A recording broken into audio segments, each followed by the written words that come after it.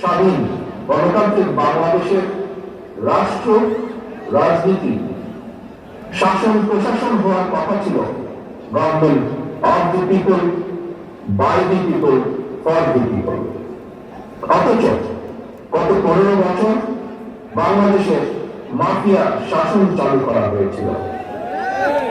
দেশে বিদেশে পলাতক স্বৈরাচার বিনা ভোটে সেই সরকারের পরিচয় হয়ে উঠেছিল government of the mafia, by the mafia, for the mafia. দেশবাসী, এই মাফিয়া চক্র দেশকে সর্বক্ষেত্রে ভঙ্গুর করে দিয়েছিল। দেশকে সম্পূর্ণ আমদানি নির্ভর, ঋণ নির্ভর এবং পরনির্ভরশীল রাষ্ট্রে পরিণত করেছিল। মাফিয়া চক্র দেশের ব্যাংকগুলোকে পর্যন্ত দেউলিয়া করে দিয়েছিল।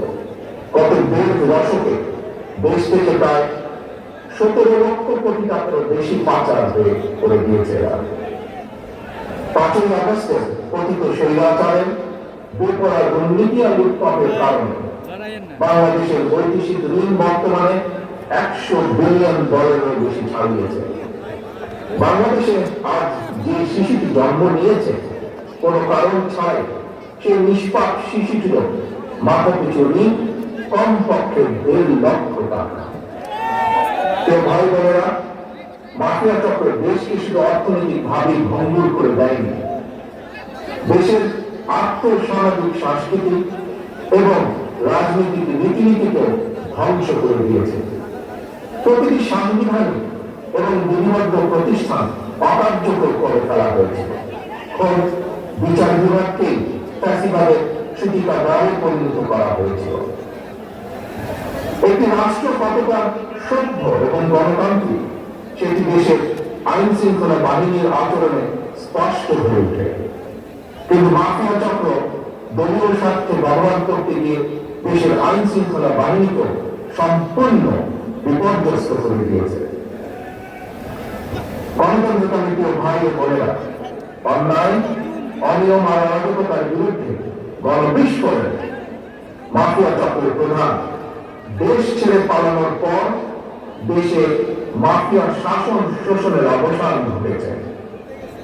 পতিত স্বৈরাচারের পলায়নের মধ্যে দিয়ে একটি গণতান্ত্রিক মানবিক বাংলাদেশ গড়ার পথে প্রধান বাধা হয়তো দূর হয়েছে, তবে বাধা দূর হলেও মাফিয়া চক্রের রেখে যাওয়া 15 বছরের জঞ্জাল কিন্তু এখনো দূর হয়নি। এই জঞ্জালকে দূর করে জনগণের, বাংলাদেশের জনগণের ভোটে জনগণের কাছে জবাবদিহিমূলক একটি গণতান্ত্রিক সরকার প্রতিষ্ঠার লক্ষ্যে অন্তর্বর্তীকালীন বর্তমান সরকার কাজ করছে। তবে মাফিয়া চক্রের প্রধান দেশ ছেড়ে পালালেও মাফিয়া চক্রের বেনিফিশিয়ারি অপশক্তি প্রশাসনের ভেতরে থেকে কিংবা রাজনীতির ছদ্মবরণে অন্তর্বর্তীকালীন সরকারকে চ্যালেঞ্জ ছুড়ে দেওয়ার অপচেষ্টা কিন্তু অব্যাহত রেখেছে। প্রিয় দেশবাসী, ভাই ও বোনেরা, বর্তমান অন্তর্বর্তীকালীন সরকার হাজারো শহীদের রক্তের বিনিময়, লক্ষ কোটি জনতা গণ অভ্যুত্থানের ফসল। এই সরকারের কোন কোন কার্যক্রম সকলের কাছে হয়তো সাফল্য হিসাবে বিবেচিত নাও হতে পারে, কিন্তু এটি আমাদের প্রত্যেককে মনে রাখতে হবে, এই সরকারের ব্যর্থতা আমাদের সকলের ব্যর্থতা, বাংলাদেশের পক্ষে গণতান্ত্রিক জনগণের ব্যর্থতা। সুতরাং এই অন্তর্বর্তীকালীন সরকারকে কোনোভাবেই ব্যর্থ হতে দেওয়া যাবে না।